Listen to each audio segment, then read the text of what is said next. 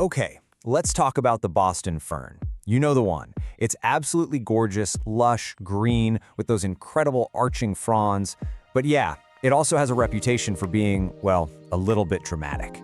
It's one of the most popular houseplants out there, but it's also famous for being seriously finicky.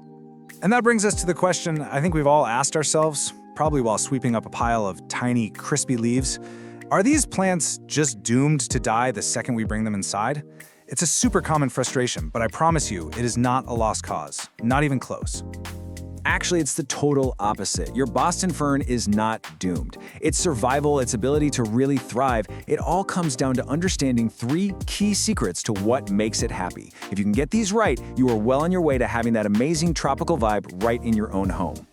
So let's get right into it. There are 3, let's call them pillars of Boston Fern care: light, water, and humidity. Seriously, if you can master these 3 things, you've pretty much won the entire battle. They are absolutely non-negotiable for a healthy fern. First up is light, and I absolutely love this description.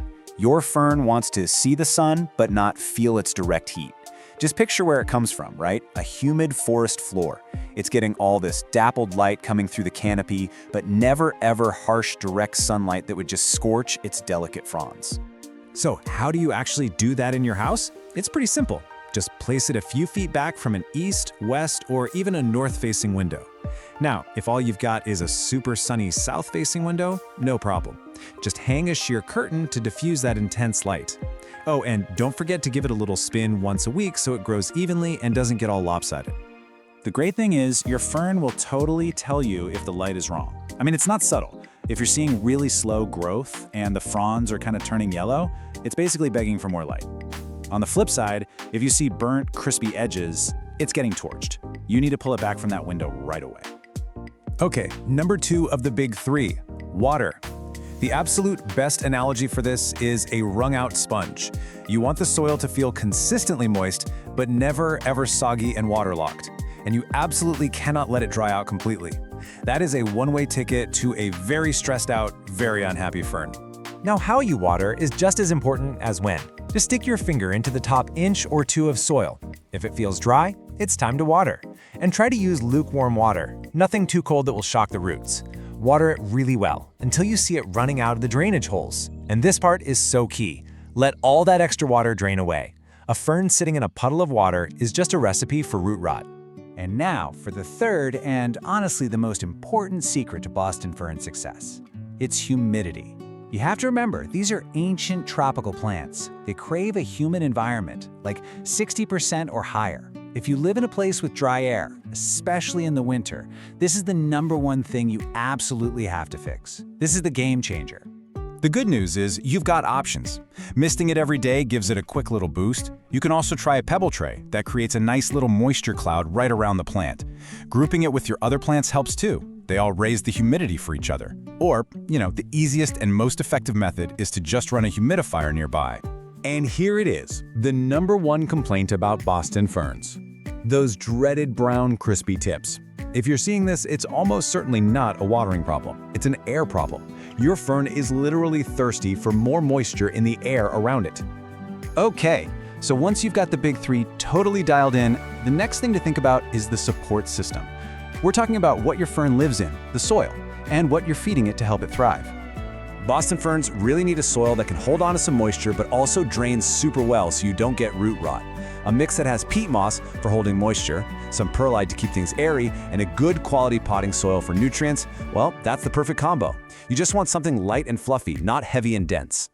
And when it comes to feeding, just keep it simple. During the spring and summer, when it's actively growing, feed it every couple of weeks with a balanced liquid fertilizer. Now, the most important tip here is to dilute it to half strength. These ferns have really sensitive roots, and full-strength fertilizer can actually burn them.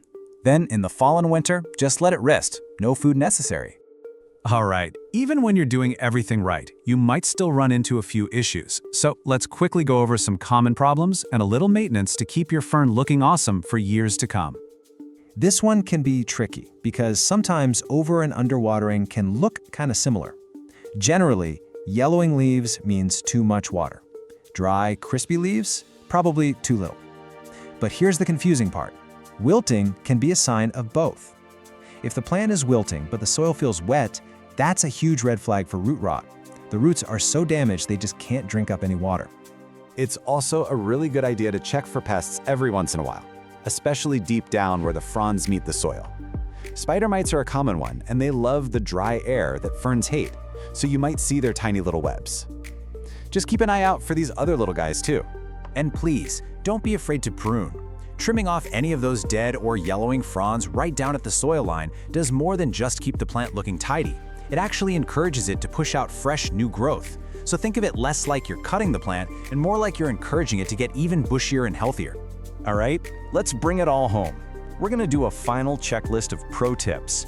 Think of this as your rapid-fire guide to a perfectly lush, happy Boston fern.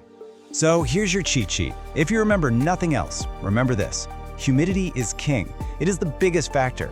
Water it like that wrung-out sponge when the top inch is dry. Give it bright, indirect light, and please keep it away from drafts and heat vents. That's it. That's the whole game plan. In the end, it's true.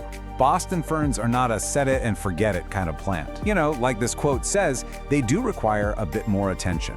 But the payoff, that incredible, lush, tropical feeling they bring into your home, oh man, it makes it all completely worth it. With these secrets in your back pocket, you're no longer just, crossing your fingers and hoping your fern survives. You are actually giving it exactly what it needs to thrive.